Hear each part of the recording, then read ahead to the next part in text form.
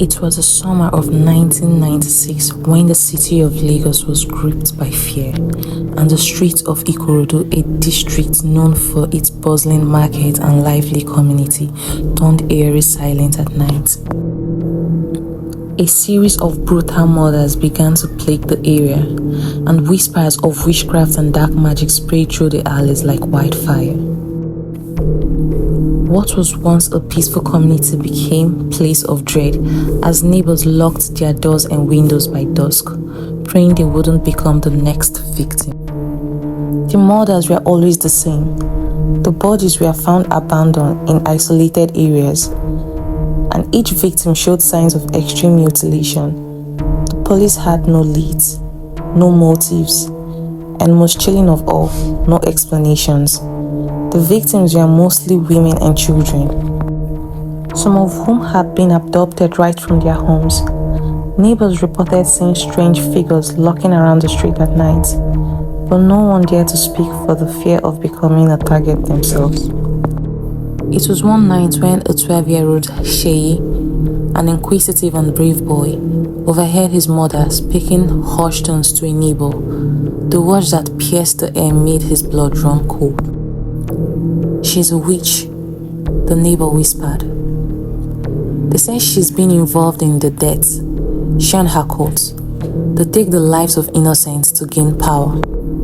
Sheye didn't understand it at all, but the idea of the witches performing dark rituals haunted his mind. That night, after his parents had gone to bed, he sneaked out of the house, determined to find out what was really happening in Ikurutu. His heart raced with every step, the stillness of the night amplifying the pounding of his heartbeat. As Sheye walked through the narrow streets, he noticed a strange glow emanating from a secluded house near the outskirts of the town. The windows were blackened with soot, and the door was ajar. He crept closer, trying to peer inside. A group of women, some with hollow, lifeless eyes, were gathered around the fire in the center of the room. They chanted in low, guttural tones, their voices merging with the crackling flames. On the ground before them lay a young girl, motionless, her eyes wide open in terror.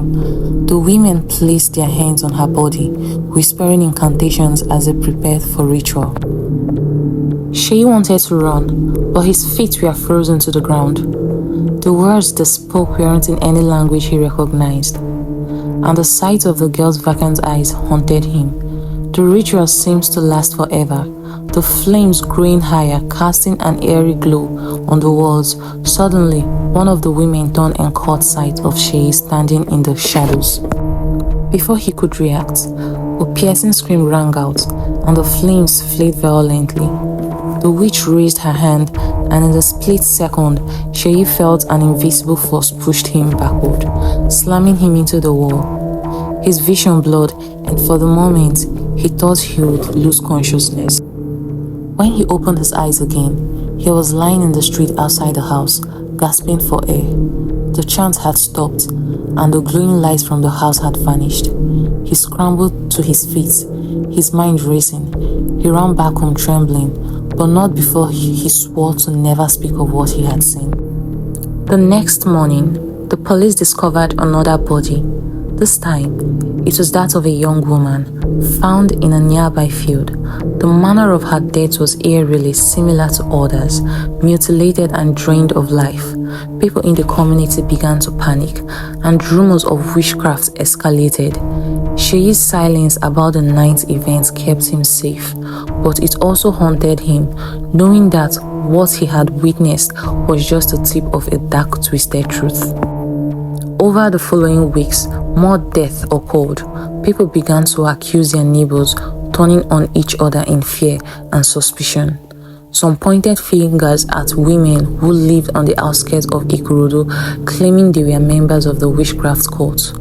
It was said that women were part of the powerful group gathering the souls of the innocent to gain favor with dark spirits in exchange of wealth and power.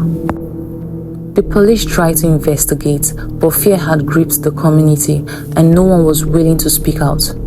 The killings stopped as mysteriously as they had started, but the terror remained in the hearts of people of Ikurutu.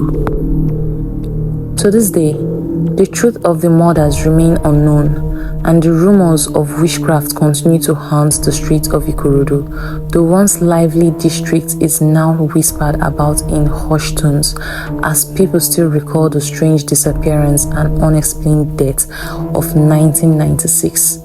Many believe that the witches still walk among them, waiting for the right moment to return and claim more souls. The horror of that dark period lives on, a chilling reminder of the darkness that can exist in the most unsuspecting places.